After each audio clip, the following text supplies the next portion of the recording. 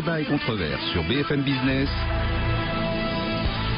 Nicolas Dose accueille les experts. Bonjour et bienvenue. L'actualité économique du jour, nous allons réagir à cette phrase du ministre allemand des Finances, Wolfgang Schäuble, une phrase plein d'espoir, plein d'envie de continuer. Il nous dit que la zone euro, globalement, le meilleur est devant elle et que c'est un message d'optimisme, tout en admettant qu'il y a des réformes structurelles qui s'imposent. Alors on est tous les premiers à dire que la zone euro, si elle était une zone monétaire et économique optimale, serait la première zone économique du monde, mais nous n'en sommes pas totalement là. Pour avoir une zone monétaire et économique optimale, il faut des convergences économiques et des politiques de redistribution, sinon un jour ou l'autre, il faudra probablement redessiner ce qu'est la zone euro aujourd'hui. Certains seront amenés à sortir et probablement d'évaluer en s'appauvrissant par l'inflation, d'autres resteront, mais alors ils devront abaisser leur niveau de vie et s'appauvrir par les revenus. C'est un véritable sujet de fond et je suis ravi d'avoir les invités qui sont là aujourd'hui pour en débattre. En tout cas, de manière très concrète, hier, le mécanisme européen de stabilité a fait ses premiers pas sur les marchés. C'est un carton total. On a levé 21 milliards d'euros en seulement 45 minutes avec une maturité à 5 ans sur les titres qui ont largement été souscrits par les Asiatiques pour un taux de 1,28%. Il y a 2 ans, pour la même maturité, le Fonds européen de stabilité financière, le grand frère du mécanisme européen de stabilité financière, eh bien, émettait 60 points de base au-dessus. Mais on va évoquer autre chose pour ouvrir cette émission, le fait que peut-être le bien-être au travail pourrait à lui seul générer de la croissance pour l'entreprise. Et on va en parler avec Athanas Périfan. Bonjour. Bonjour. Athanas Périfan, il est le fondateur de la Fête des voisins qui a vu le jour en France en 2000, qui a pris une dimension complètement internationale. Et il y a un événement demain, Athanas, c'est la première Fête des voisins au travail. Alors vous allez nous en dire un mot, mais auparavant, on a une enquête qui a été menée, notamment par l'association Voisins Solidaires que vous présidez, sur la perception des actifs par rapport à l'entreprise dans laquelle ils sont, au monde du travail qu'ils vivent. Qu'est-ce que ça raconte? Alors cette enquête est étonnante. Les résultats d'abord nous montrent que 58% des salariés s'estiment plutôt heureux au travail. C'est plutôt positif. Par contre, lorsqu'on les interroge en leur demandant « Pensez-vous que les relations humaines se dégradent ?», plus des 3/4 pensent qu'effectivement elles se dégradent, ce qui est inquiétant. Plus inquiétant encore, lorsqu'on leur demande « Pensez-vous urgent d'améliorer ces relations au travail ?», 89% des Français, c'est-à-dire la à 89%, majorité, c'est du 9 sur 10. 9 sur 10 disent il est urgent de renforcer les relations humaines au travail. Et si on continue et qu'on poursuit, en fait, on se rend compte que finalement, pour développer ces relations humaines au travail, ils comptent sur qui? Près des 3/4 sur eux-mêmes et leurs collègues, sur leur hiérarchie proche ou sur leur chef entre guillemets. Seulement 45% font confiance au DRH et 20% aux syndicats. Ça veut dire qu'en fait, pour créer de la relation humaine, il faut être dans la proximité tout simplement. Dernier point important de cette étude, qui nous montre aujourd'hui que plus de la moitié des salariés pensent que la productivité et l'efficacité économique de l'entreprise passent par le bien-être au travail. Le bien-être au travail ne s'oppose pas à la performance économique, c'est plutôt bon signe. C'est une véritable idée qui monte, ça, l'idée qu'effectivement, plus on est heureux dans une entreprise, plus l'entreprise cartonne. C'est normal. Ça aussi, c'est une vision peut-être un peu théorique, peut-être qu'empiriquement c'est pas totalement confirmé, mais enfin, beaucoup y croient. On le voit bien aujourd'hui avec la pression dans le travail, avec la précarité. Aujourd'hui, on a peur pour nos emplois. Les gens ont tendance à se replier. En fait, on est très individualiste, un peu comme la société de manière générale. Et pourtant, il est indispensable de montrer aujourd'hui que la vraie richesse de l'entreprise, c'est pas simplement le capital financier, c'est avant tout le capital humain. Platon avait une belle phrase, il disait « Ce ne sont pas les pierres, mais les hommes qui font la force des remparts. » Dans une entreprise, c'est pas simplement les flux financiers qui font sa force, c'est avant tout les êtres humains qui la composent. Demain, nous sommes le 10 octobre à Athanas Périfan, a lieu la première fête des voisins au travail. Concrètement, qu'est-ce qui va se passer demain 10 octobre? Plus de 5000 entreprises participent, ça veut faire 300 000 salariés qui vont tout simplement dans un moment gratuit. 5000 entreprises, on le répète? 5000 entreprises se sont inscrites pour cette première année. Comme elles vont chacune inviter d'autres entreprises, je pense que globalement, ce sera une 50 000 entreprises qui vont participer à cette première fête des voisins au travail, que ce soit à la Défense, dans les grandes tours, que ce soit sur des zones industrielles, à Mérignac, des PME, des TPE, des grosses entreprises multinationales. Les gens vont se retrouver pour un moment gratuit. Aujourd'hui, il y a une vraie souffrance au travail, très clairement. On ne connaît pas son collègue, on le connaît pour travailler. Mais qui vous dira aujourd'hui, ça va pas bien parce que ma fille malheureusement a été mise en institution psychiatrique, j'ai pas la pêche aujourd'hui. On peut pas. Ou ça va mal parce que ma femme m'a quitté. Aujourd'hui, on doit être productif dans l'entreprise, on doit être performant. Et à un moment, il faut qu'on arrive à lever cette pression parce que sinon on va tous péter un câble entre guillemets. Et là, la fête, ça veut dire qu'on se retrouve autour d'un verre, on se retrouve tout simplement, on sort une table autour d'un verre, on invite les entreprises voisines et puis on va échanger, on va partager, on va apprendre à connaître l'autre. Ce qui est important, vous l'avez bien compris Nicolas, c'est pas la fête des voisins au travail. Je ne suis pas le président de l'association des alcooliques non anonymes. J'aurais décidé qu'on allait tous enfin pouvoir picoler dans les entreprises ce jour-là. Ce qui est important, c'est tout ce qu'elle va générer. La fête des voisins au travail, comme la fête des voisins classiques, va générer en fait, servir de catalyseur, créateur de lien social. C'est l'entraide, la solidarité, tous ces petits services entre collègues qu'on va pouvoir se rendre demain. Tiens, justement, Charles Gave, économiste, bonjour, merci d'être avec nous. Christian Saint-Etienne, économiste aussi, bienvenue Christian. Bonjour. Qui est l'auteur de l'e-économie pour sortir de la crise chez Odile Jacob. Juste avant de libérer Athanas Périfond, vous croyez à l'idée que le bonheur dans l'entreprise va générer de la richesse? Non, mais Christian Saint-Etienne, il répond non d'abord. Je vous écoute depuis tout à l'heure et à chaque fois vous avez l'air surpris que le fait qu'il y ait des bonnes relations dans l'entreprise soit quelque chose de positif pour l'efficacité au travail. L'avocat du diable, Christian. Oui, bien sûr. Ça. Non, mais c'est en fait de la nature humaine. Quand on regarde aujourd'hui, justement l'économie, cette économie entrepreneuriale dans laquelle nous sommes, comment est-ce qu'elle fonctionne? C'est l'entrepreneur aujourd'hui, il fait l'alliance entre les capitaux et les compétences pour produire des concepts et des produits et des services associés comme l'iPhone où vous avez un téléphone et tout le système des applications à côté. Bon. Donc c'est une transformation globale de la relation et de la façon dont on produit des richesses. Quand vous étiez sur une chaîne de production dans le modèle fordien, vous étiez seul devant votre machine, vous regardiez la machine, vous aviez des outils dans les mains, vous pouviez ignorer les gens qui étaient à côté. Aujourd'hui, qu'est-ce qui est au fond du nouveau système de production? On est dans un système collaboratif.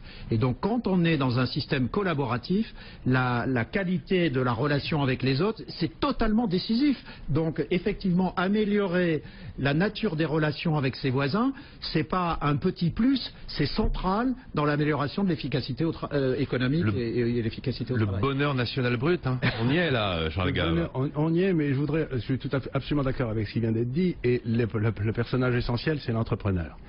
Parce que, par exemple, tout le monde me dit comment créer des emplois. C'est vraiment la fausse question, c'est qui crée des emplois. Et celui qui crée des emplois, c'est un homme qui s'appelle l'entrepreneur. Et son boulot, c'est justement que les gens travaillent bien autour de lui et ils ne travaillent que s'ils sont heureux. Alors pour éviter les mails, c'est aussi des femmes entrepreneurs. Oui. Et c'est vrai qu'aujourd'hui on le voit bien, les techniques de communication modernes, la pression fait qu'on parle à son assistante qui est dans le bureau d'à côté par mail ou SMS. Ça devient hallucinant. C'est un peu à l'image de la société, il faut remettre de l'humain dans cette société, c'est important. Et j'ai envie de lancer un appel à tous ceux qui nous écoutent, si vous permettez Nicolas. Les fêtes des voisins au travail les plus réussies sont les plus spontanées. C'est demain, on sort un tréteau, 3 cacahuètes, un jus d'orange, on va frapper aux portes des entreprises voisines. Et il s'est passé plein de belles choses l'année dernière parce qu'on a testé le dispositif. Combien de chefs d'entreprise m'ont dit j'avais laissé à mon assistante dont vraiment je sais pas quoi en faire, je lui ai confié la mission, elle a mobilisé 400 personnes, elle s'est révélée, j'ai découvert en elle ses qualités humaines. Un autre chef d'entreprise qui m'a dit j'ai découvert l'imprimeur d'à côté, les dirigeants du dessus, aujourd'hui on travaille ensemble. C'est aussi un moyen de faire aussi du business, ne le cachons pas. Donc un appel à tous, il faut que nous soyons des millions demain. La fête des voisins au travail, ce n'est qu'un début et je lui souhaite un aussi vif succès que cette fête des voisins classique qui a fait le tour de la planète. Il y a une adresse web, un site qu'on peut aller voir. www.lafêtedesvoisinsautravail.com. C'est pas compliqué, c'est simple et ça peut rapporter gros. Merci Athanas Périfond, donc le fondateur des fêtes des voisins, on va dire au pluriel maintenant puisqu'il y en a de plusieurs types. Et donc rendez-vous demain pour la première fête des voisins au travail, demain 10 octobre. Un point important. Oui, Charles Gave. Xavier Fontanet, en parlant de la société de confiance, parle de ça. C'est exactement la même chose. Comme vous voyez Xavier Fontanet, ce qu'il dit, et ça a été, Dieu sait que ça a été un grand patron, c'est ce qu'il dit. Il y a un grand ministre dont j'aimerais vous parler qui s'appelle Wolfgang Schäuble. On sait que l'Allemagne a aujourd'hui une position un petit peu ambiguë par rapport à qu'est-ce qu'on fait de l'Europe, comment on va continuer avec l'euro, est-ce qu'on a encore la capacité à vivre avec la même monnaie dans ce qui nous attend prochainement. Et là, il a un message d'un optimisme absolument incroyable lors d'une conférence organisée par l'assureur allemand Allianz. Le meilleur est devant nous. Vu d'en haut, c'est superbe. Il faut y croire. Est-ce que vous achetez l'optimisme de Wolfgang Schäuble, messieurs Saint-Etienne et Gave? La zone euro, qui est basée sur une pièce, c'est pile ou face. Quand on regarde la face, le potentiel de la zone euro est extraordinaire, puisque c'est une zone de plus de 300 millions d'habitants qui, sur le papier, si elle s'organisait de façon efficace en créant une réelle capacité de gouvernance économique, serait la deuxième puissance du monde, si ce n'est que cette capacité de gouvernance n'existe pas. Aujourd'hui, c'est simplement un syndicat d'États qui ont adopté une monnaie commune, mais qui n'est pas gérée. Il n'y a pas de gouvernement économique, il n'y a pas de budget de la zone, et il n'y a pas de coordination fiscale et sociale, de telle sorte que vous avez une concurrence fiscale et sociale extrêmement violente, d'ailleurs dans l'Union européenne, dans son ensemble, ce qui n'existe pas par exemple entre les 50 États américains.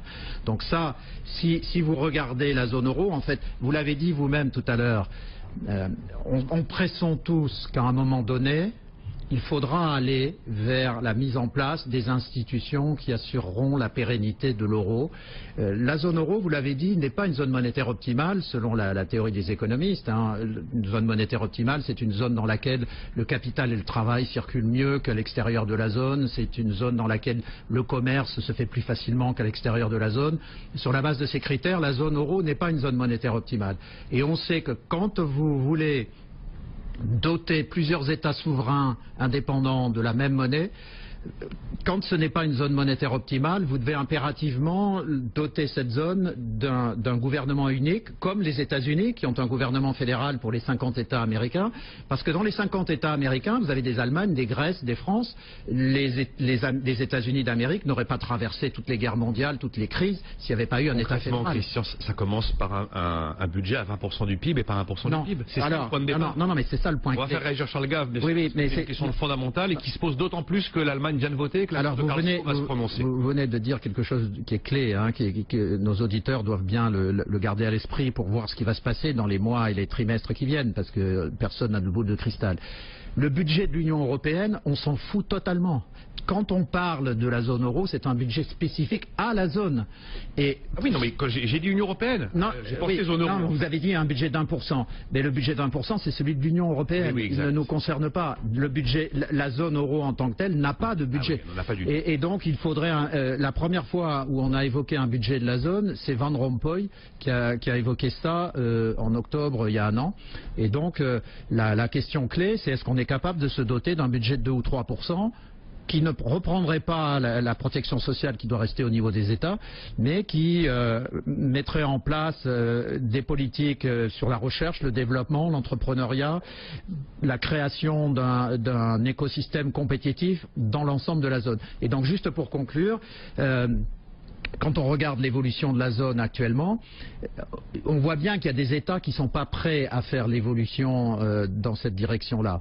Et je pense qu'à un moment donné, la France, l'Allemagne, le Benelux, l'Italie, l'Espagne devront se mettre autour de la table pour dire est-ce que nous sommes prêts à faire ce saut dans cette direction. Et le problème, et c'est ce qui nous amènera à la situation française, c'est que si vous êtes allemand aujourd'hui, est-ce que vous voulez entrer dans des discussions pour un approfondissement de la zone euro avec un pays comme la France, qui est géré comme la France, qui a ramené la retraite de 62 à 60 ans, on sait maintenant que ça va toucher la moitié des retraités, qui a un déficit qu'on n'arrive pas à réduire. Donc en fait, la capacité de la France à se réformer est la clé pour permettre l'émergence des institutions qui permettraient de faire en sorte que ce que dit Chaoubleu se révèle effectivement. Vous avez dit à un moment donné, ce qui m'intéresse, c'est quel sera le bouton rouge sur lequel quelqu'un appuiera pour que ce moment se produise. Charles Gave, votre vision sur cet optimisme allemand et puis la réalité des choses, est-ce qu'on ne se berce pas d'illusions? La réalité des choses est toute simple. Vous savez, la croissance économique vient d'une réalité. Si la rentabilité du capital est supérieure au coût du capital, il y a croissance. C'est la rentabilité du capital. Si vous gagnez de l'argent en empruntant, si vous gagnez est supérieur au coût de votre emprunt, vous avez de la croissance. Si votre taux de rentabilité est inférieur au taux de l'argent, vous investissez pas. Or, aujourd'hui, vous avez à peu près les 2/3 des pays européens où la rentabilité du capital est très inférieure au coût du capital. Prenez l'Italie. L'Italie, c'est tout simple. Elle a un taux de croissance de son PIB qui est aux alentours de 0. Un taux de croissance de son PIB du secteur privé qui est aux alentours de -2, -3 par an depuis 10 ans. Et donc, vous ne pouvez pas investir en Italie. Donc si vous avez un cash flow positif dans une société italienne, la seule chose que vous devez faire, c'est racheter votre dette. Il n'y a strictement aucune raison de rien faire d'autre et fermer votre boîte.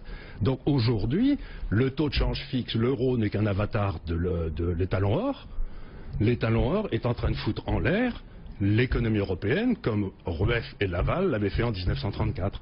Vous ne pouvez pas maintenir dans un taux de change fixe des gens qui ont des productivités différentes. Si l'histoire économique nous apprend quelque chose, c'est bien celle-là. Maintenant, on peut faire tous les rêves qu'on veut sur la planète, expliquer qu'on va prendre des mesures pour que la productivité monte, etc. Mais ça ne se décrète pas. Ça se fait dans la réalité. Donc aujourd'hui, la réalité, c'est quand l'euro a été créé, j'avais écrit un livre qui s'appelait Des lions menés par des ânes, dans lequel j'expliquais que l'euro allait amener à trop de maisons en Espagne, trop de fonctionnaires en France et trop d'usines en Allemagne. Nous y sommes. Qu'est-ce qu'on fait? Eh bien la réalité, c'est que l'euro ne marche pas. et ne marchera jamais. C'est une impossibilité économique. Ce qu'on a fait hier, c'est que le mécanisme européen de stabilité a levé des eurobonds à hauteur de 21 milliards d'euros en 45 minutes. Oui, mais ce que je veux dire, c'est qu'il faut bien faire une différence ici. Vous avez une différence entre la solvabilité et la liquidité.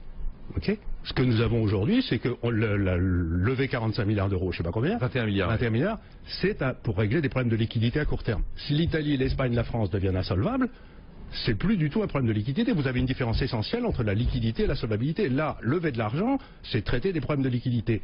C'est un emplâtre sur une herbe de bois. On va marquer une pause, parce que ce que vous venez de dire, c'est qu'effectivement, on a des crises qui feraient que ça fonctionnerait. Et là, à ce niveau-là du débat, on a un peu le sentiment qu'on a décrit quelque chose qui n'arrivera pas. Alors, vous allez me dire ce que vous en pensez. Qu'est-ce qui se passera? Est-ce que c'est le jour où les Anglais s'en vont? Est-ce que c'est le jour où... Enfin bon. C'est le jour où la France se réforme. Ah, ça c'est la vision positive des choses. À tout de suite. Nicolas Dose et les experts sur BFM Business. Retour avec Charles Gave, il est économiste, président de Gaskell Research et auteur de L'État est mort, vive l'État chez Bourrin Éditeur, ou Libéral mais non coupable chez Bourrin Éditeur, mais il y en a plein d'autres et vous en avez cité Charles tout à l'heure. Christian Saint-Etienne, professeur au CNAM, le Conservatoire national des arts et métiers, on peut le lire dans Économie pour sortir de la crise chez Odile Jacob. Il est aussi co-auteur avec Robin Rivaton du Capital avec un K pour rebâtir l'industrie, édité par la Fondapol, ou encore France est à l'urgence, une stratégie pour demain chez Odile Jacob. Enfin, il fait partie de ces économistes qui ont beaucoup écrit. J'ai des réactions d'auditeurs évidemment sur ces questions fondamentales que l'on a essayé d'aborder, et Dieu sait si le débat est compliqué à partir de cet optimisme affiché par Wolfgang Schäuble. Mais que nous dit Wolfgang Schäuble? Est-ce qu'il nous dit c'est maintenant ou jamais? Sous-entendu, n'attendez pas que l'inflation fasse le job, n'attendez pas que la BCE fasse ce que les États ne veulent pas faire. C'est maintenant qu'il y a effectivement de la croissance potentielle à gérer, quitte à avoir une petite déprime à court terme, enfin des véritables questions. Pourquoi l'euro ne marcherait pas, écrit Gérard sur mon compte Twitter, c'est au contraire le premier pas vers le fédéralisme européen, vive les États-Unis d'Europe. Donc on a toujours ces gens qui veulent conserver la vision optimiste des choses, et certains qui disent que la réalité est très différente et que malheureusement nous sommes arrivés à un moment où il faut savoir si avec cette même monnaie nous avons la volonté de continuer à vivre ensemble. La volonté de continuer à vivre ensemble, Christian Saint-Etienne. Oui, non mais juste un mot par rapport à ce qu'a dit l'auditeur. Quand il y a eu la grave crise grecque suivie de l'Irlande, l'Espagne, donc vers 2010, 2011, on a beaucoup interrogé Jacques Delors sur le fait que ce qui était au cœur de la fragilité de la zone euro, c'était l'absence d'institutions fédérales qui auraient permis, comme aux États-Unis, de traverser les crises. Et on a demandé à Jacques Delors, mais est-ce que vous aviez conscience, parce qu'il faut rappeler qu'il était non seulement président de la Commission européenne au moment de la négociation du traité de Maastricht, mais il avait été l'auteur du rapport publié en 87 avec d'autres économistes sur l'idée qu'il fallait créer une zone monétaire. Et on lui a dit, mais quand vous avez travaillé, quand vous avez été au cœur des négociations du traité de Maastricht, pourquoi vous n'avez pas insisté sur le fait qu'il fallait un gouvernement économique, un budget de la zone? Et il a répondu, on a tout fait pour que ce soit dedans, mais les Allemands n'en voulaient pas. Alors la deuxième question c'était, mais alors à partir du moment où on crée une zone monétaire sans institution fédérale, vous saviez que ça ne pouvait pas marcher, que c'était extrêmement fragile. Et il a eu cette réponse merveilleuse, très delorienne, il a dit, mais on était convaincus que ça se ferait tout de suite après, que dans les 2 ans ou 3 ans après, il y aurait une telle dynamique qu'effectivement on fédéraliserait la zone. Il y croyait. Ah non, mais j'ai pas dit qu'il y croyait pas. Oui. Mais donc il pensait qu'on fédéraliserait dans les 2 ou 3 ans après. Bien au cœur du problème. Sauf qu'on est 14 ans après et il n'y a pas eu de fédéralisation. Donc là maintenant la question, Charles Gave, si on est tout à fait pragmatique, c'est dire on est parti avec cet euro sur un certain nombre d'hypothèses qui allaient se produire pour que l'euro marche. Or, ces hypothèses ne sont pas vérifiées. Donc à partir de quel moment décide-t-on que, par exemple, la ligne Maginot, c'était pour empêcher les Allemands d'arriver à Paris. Ça a plutôt raté. Donc à partir du moment où vous avez toutes les élites d'un pays qui décident que ça va marcher et ça ne marche pas, à partir de quel moment, en tant comme responsable, décide-t-on, baisser un loupé, maintenant il faut tuer l'euro et sauver l'Europe? La vraie question que je me pose, moi, c'est que l'euro, c'est ce que j'avais écrit dans mon premier livre, l'euro va tuer l'Europe. Et c'est ce qui est en train de se produire. Vous avez des nazis en Grèce, vous avez des pays qui veulent quitter l'Europe comme la Grande-Bretagne, qui est le cœur de la démocratie dans le monde entier. Donc je suis absolument affolé par le fait que tout le monde m'explique que l'euro et l'Europe c'est la même chose. Ça n'a strictement rien à voir. L'euro c'est une tentative de prise de pouvoir par des technocrates non élus. Et maintenant, on est en train d'arriver à la fin de l'Union soviétique. Je vais me faire le neuneu de service. Est-ce que ça n'est pas en prenant la posture complètement inverse de l'optimisme béat que l'on peut peut-être encore réussir à faire quelque chose et se dire que c'est pas mort? Parce que si on se dit c'est foutu, personne ne sait à quel moment on appuiera sur le bouton. Parce que les Allemands historiquement ne peuvent pas se permettre d'être à l'origine du trépas de l'euro. Et qu'on s'est dit où est-ce que ça va flancher? Quel est l'événement qui va faire que ça flanche ou l'événement qui fera que ça réussira? C'est la France, l'événement qui va faire flancher. La France est le cœur du système. Vous avez déjà l'Italie et l'Espagne qui sont mortes. Il faut sans même savoir que l'Italie et l'Espagne se financent sur les marchés, Charles Gave. Ils ne sont pas sous Troïka et sous mécanisme européen de stabilité. Ils ne sont pas sous Troïka, mais ils ont un taux d'intérêt à 5%, un taux de croissance de 0%. Ils sont dans une trappe à dette absolument extraordinaire. La dette croît de 5% par an, littéralement en termes réels. Leur richesse ne croît pas. Donc vous savez que c'est un système qui va sauter. Si vous empruntez à 5 et que vous investissez à 0, la seule chose dont vous êtes sûr, c'est que ça sautera. Vous ne savez pas quand. Donc je ne sais pas exactement quand. Et ça n'est pas la question. Ce qu'il y a, c'est que c'est un système instable. C'est un système instable. C'est complètement instable. Et nous avons un système instable qui a les apparences de la stabilité. Et donc les gens investissent sur cette espèce de promesse que ça ne va pas sauter. Et c'est comme ça que se passent tous les cracks. Quand les gens croient, si vous voulez, on est dans un système qui ressemble beaucoup au taux de change fixe. Et tout le monde investissait sur le taux de change fixe. Mais comment fait-on depuis 2009? Ça tient toujours. Ça fait déjà comme... Vous avez vu l'accumulation de la dette dans les pays européens depuis 2009? L'enfer. Ça tient en mettant le bilan sans arrêt. Mais les comptes d'exploitation sautent. Dégradation du bilan. Mais sur le point que vous évoquez, je pense qu'il faut distinguer le conjoncturel du structurel. Ce que dit Wolfgang Schäuble, c'est qu'il peut y avoir une reprise technique conjoncturelle dans les trimestres qui viennent. Pourquoi? Parce qu'on sait que l'économie de marché est cyclique. On a aujourd'hui des capacités qui ne sont pas utilisées. Il y a un taux de chômage très élevé de plus de 10% dans la zone euro. Ce sont des millions de gens qu'on peut remettre au travail. Il y a beaucoup d'épargne qui peut être réinvestie. Donc on peut avoir mécaniquement, techniquement une reprise de quelques mois. Donc Wolfgang Schäuble peut avoir raison à court terme. Et d'ailleurs on voit bien qu'il y a techniquement une petite reprise économique. Mais la question qu'on aborde ici, elle est structurelle. Vous ne pouvez pas structurellement garder une monnaie commune entre des États indépendants s'ils ne se dotent pas d'institutions fédérales. Or, ce que nous disons avec Charles Gave depuis tout à l'heure, c'est que on ne peut pas imaginer, mais réfléchissons une seconde, on ne peut pas imaginer si vous êtes allemand, citoyen d'un pays du Benelux, même espagnol, quand vous avez fait des réformes colossales et que vous voyez la France qui continue de prétendre que face au vieillissement de la population, la réponse est de partir à la retraite à 60 ans, si vous êtes allemand, vous savez, il y a eu de façon certes populiste, mais politiquement, ça appuie exactement là où ça fait mal. En Allemagne, il y a un mouvement populiste qui est repris par les hebdomadaires allemands sur le thème: est-ce qu'on va continuer de partir à la retraite à 67 ans pour financer la retraite à 60 ans des Français? Donc c'est ça le cœur du sujet. Donc tant que la France ne se réforme pas, on ne pourra pas aller vers une fédéralisation du système. Donc nous sommes le cœur de la zone euro, au sens où si nous ne nous réformons pas, non seulement on perd notre crédibilité en tant qu'État, mais on ne donne pas envie aux autres États de faire une union fédérale avec nous. Est-ce que c'est encore possible, Christian? Oui, c'est techniquement possible. Si demain la France, alors il faut une baguette magique, il faut un miracle. Si demain la France, un miracle qui d'ailleurs reprend ce qu'a dit Charles Gave tout à l'heure, c'est un miracle qui accepterait de considérer qu'à nouveau la figure centrale pour relancer la croissance, c'est l'entrepreneur. Encore ici aujourd'hui, on croit que c'est la dépense publique qui crée l'emploi en France. Vous avez annoncé tout à l'heure plein de mesures, le gouvernement qui annonce des milliers de créations d'emplois dans le cadre de la loi que prépare Taubira. On croit que c'est en continuant, alors qu'on est exsangue d'avoir mené cette politique depuis 30 ans, on continue d'aller dans cette direction. Donc, si on était prêt demain à remettre l'entrepreneur au cœur de la création de richesse, si on était prêt à sabrer dans les dépenses, vous savez que l'écart de dépenses par rapport à la moyenne des autres pays de la zone euro, c'est 9 points de PIB, 180 milliards. Simplement, si non pas on élimine la dépense publique française, vous savez qu'on a le record du monde avec 57 points, si on réduisait l'écart de la moitié, c'est-à-dire 4 points de PIB, vous vous n'avez plus de déficit en France. Mais ça suppose justement, qu'est-ce qui est au cœur de la dépense, et je termine par là, sur les 57 points de PIB de dépenses publiques, il y a 33 points de PIB de protection sociale, dont 14 points de PIB de retraite. Donc si vous ne faites pas de réforme des retraites sérieuse, en mettant au minimum l'âge de départ à 64 ans avec 44 ans de cotisation, si vous ne faites pas une réforme des allocations chômage avec une dégressivité au bout de quelques trimestres, vous n'aurez pas de reprise. Et donc c'est clé.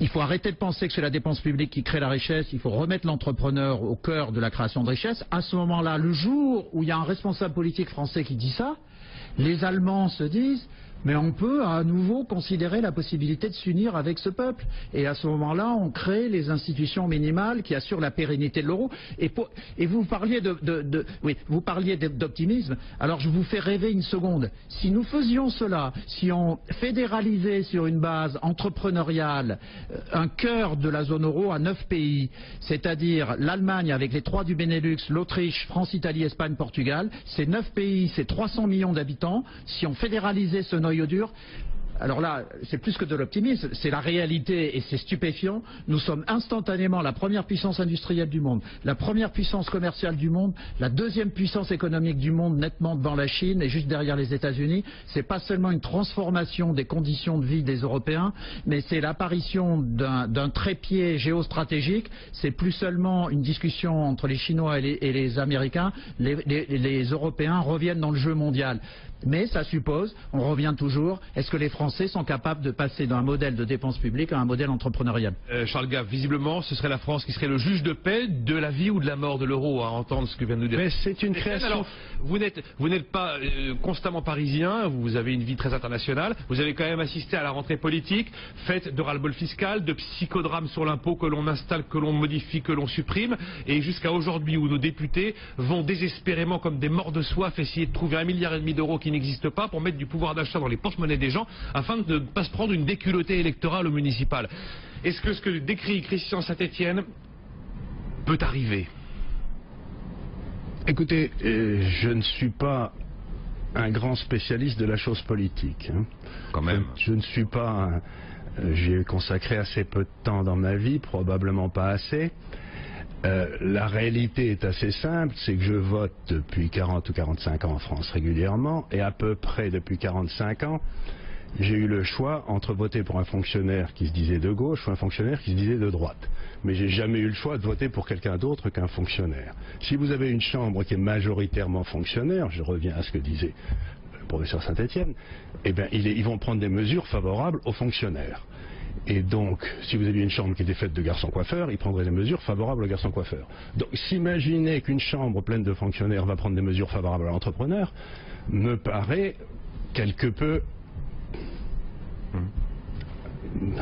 irréel. Maintenant, qu'est-ce qui peut se passer? Ce que je vois, c'est que la grande différence avec le gouvernement de Mitterrand en 81-83, c'est que le gouvernement de Mitterrand en 80-83, c'était des gros cyniques. Ils ont dit un certain nombre de choses idiotes pour être élus, ils ont été élus, et puis dès que les choses ont tourné, ils ont tourné. Donc ça a été la réforme de 83, on connaît tous l'histoire. Oui, on dévalue. En juin 83, on a dévalué 3 fois de suite. À Matignon, on va dévaluer. On va dévaluer 3 fois de suite. Mars 83. Donc, aujourd'hui, qu'est-ce qui se passe? Je crois sincèrement que les gens qui sont élus aujourd'hui croient que la dépense publique est la solution, croient que la croissance vient de l'État, croient qu'il n'y a pas de problème de retraite. Le vrai problème, c'est que c'est... ce que vous décrivez. Il s'appelle un credo. Nous avons en face de nous des gens de nature religieuse. C'est une foi, et donc, quand vous avez affaire à des religieux, ils vont vous amener de descendre. Aujourd'hui, la France est gouvernée par une théocratie. Si vous voulez, il y a une foi religieuse qui a pris le pouvoir en France. Le Dieu, c'est la dépense publique. Et le Dieu, c'est la dépense publique. Le clergé, c'est les fonctionnaires. Et les peuples, on est le tiers-État, on doit payer ça. Et donc on est exactement comme en 1789, vous aviez le tiers-État qui portait sur son dos la noblesse et le clergé. Et ben voilà, la France aujourd'hui, les entrepreneurs portent sur leur dos la noblesse et le clergé. Qu'est-ce que vous voulez que j'y fasse, moi? La question est de savoir pendant combien de temps ça dure. Ben, c'est les marchés qui décideront. Sur les marchés qui décideront, ça on est à 300 points de base du coup de Surin. Ben voilà. Mais ce que disait Charles Gave amène tout de suite à une question de sociologie cette fois. puisque vous posiez... Moi, ce que j'ai décrit, c'est ce qu'il faudrait faire. Maintenant, ce que Charles Gave a décrit, c'est la sociologie actuelle. Donc, on peut aussi se dire, par rapport à ce qu'il faudrait faire, quelle sociologie ?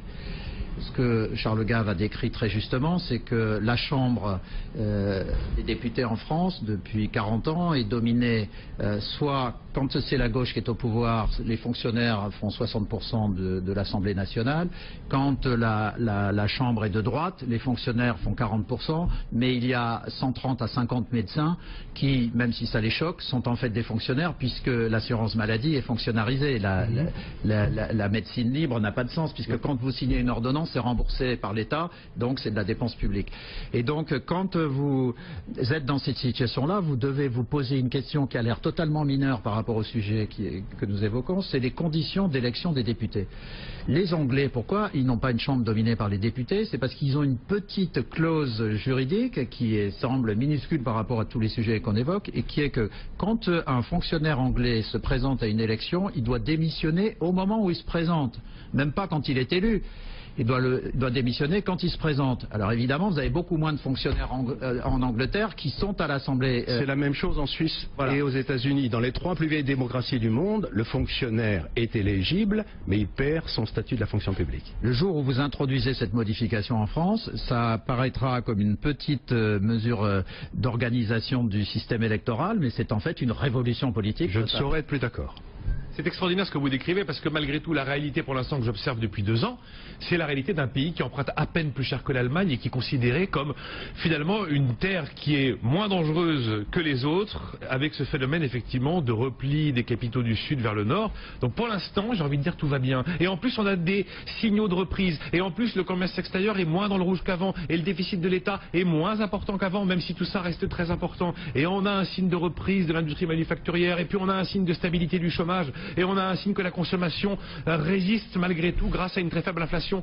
Pourquoi est-ce que j'irais me casser les fesses quand finalement j'ai des arguments à mettre devant les gens pour leur dire que ça va mieux depuis 3 mois et demi? Nicolas, vous êtes prêt pour postuler pour le poste de DIRCOM de Moscovici? Parce que ce que vous venez de dire, c'était très convaincant. Mais si vous regardez les chiffres, dans les 2 dernières années, 0 de croissance, et même la reprise qu'on annonce, c'est 0,8, 0,9 pour 2014. Or, la croissance qui nous permettrait de sortir du déficit, de recréer des emplois, c'est 2% par an. Ça ne peut venir que des entrepreneurs. Alors, je voudrais faire un petit point, c'est que vous citez le PIB sans arrêt. Oui. C'est quand même une mesure complètement farfelue. Elle est erronée cette mesure, non, mais pour l'instant c'est la seule qu'on utilise au niveau mondial pour faire de la comparaison. Il faut parler du PIB du secteur marchand. Mais il n'est pas calculé officiellement. Vous prenez comme... Il était avant. Ils ont supprimé. Mais vous prenez comme une espèce d'estimation du PIB du secteur marchand la production industrielle. Bon, vous regardez dans le passé, il y avait une corrélation quasiment parfaite entre le PIB du secteur marchand et la production industrielle. Aujourd'hui, la production industrielle en France est en baisse de 2% sur un an. Moins 2. La production industrielle en Italie est à moins 4. Et donc, ce que je veux dire, c'est que si vous faites des dépenses publiques que vous financez par la dette, que vous rajoutez ça au PIB, on va avoir un PIB à 0,8 et ça vous fait une belle jambe. Je veux dire, arrêtons de parler du PIB. C'est une imbécilité foudroyante, ce PIB. Vous ajoutez des dépenses publiques à de la valeur ajoutée créée par le secteur privé, et ça vous donne le taux de croissance de l'économie. Oui, on sait bien que si on embauche des fonctionnaires, on fabrique de la croissance, oui. On fabrique de la croissance comptable, mais pas de la croissance. C'est dans une précédente émission qu'un de vos invités citait ce chiffre. La France va encore s'endetter à hauteur de 100 milliards d'euros en 2014. Et quand on parle d'une croissance de 0,8, ça va créer une quinzaine de milliards d'euros de richesse. Donc encore l'année prochaine, alors qu'on dit que ça va être l'année de reprise, on va encore emprunter 100 milliards pour créer 15 milliards d'euros de richesse. Donc on voit bien que l'efficacité de la machine d'endettement est devenue extrêmement faible. Alors, vous évoquiez tout à l'heure... Il a un Christian, mais le mot oui, pas, allez-y. Mais vous évoquiez ce qui pourrait rendre l'optimisme. Et pourquoi on continue d'emprunter pas cher? C'est parce que l'intelligence française est exceptionnelle. Le management français appliqué au CAC 40, qui n'est plus français puisque c'est à moitié de l'actionnariat étranger pour faire les 2/3 de l'activité du CAC 40 hors de France. Mais le management français est bon. Nos ingénieurs, nos mathématiciens sont exceptionnels. C'est-à-dire qu'au fond, quand les prêteurs mondiaux prêtent à la France, ils prêtent sur sur quoi? Il prête sur l'idée qu'à un moment donné, on va être assez intelligent pour revenir sur les fondamentaux et pour revenir sur ce qu'a fait la richesse et la grandeur de la France pendant des siècles. Alors c'est un grand pari, mais c'est au peuple français de répondre à cette attente. Vous revenez le 30 octobre, Charles Gave, on partira sur cette idée. Est-ce que la raison, à un moment, peut l'emporter? Voilà. Est-ce que la raison peut l'emporter? Parce que c'est à double tranchant, Wolfgang Schäuble. Oui, ça peut être très beau, mais attention. Il est peut-être temps de s'y mettre, quoi. Voilà, c'est un peu comme ça qu'on peut le comprendre. C'était Christian Saint-Etienne et Charles Gave, on se retrouve demain.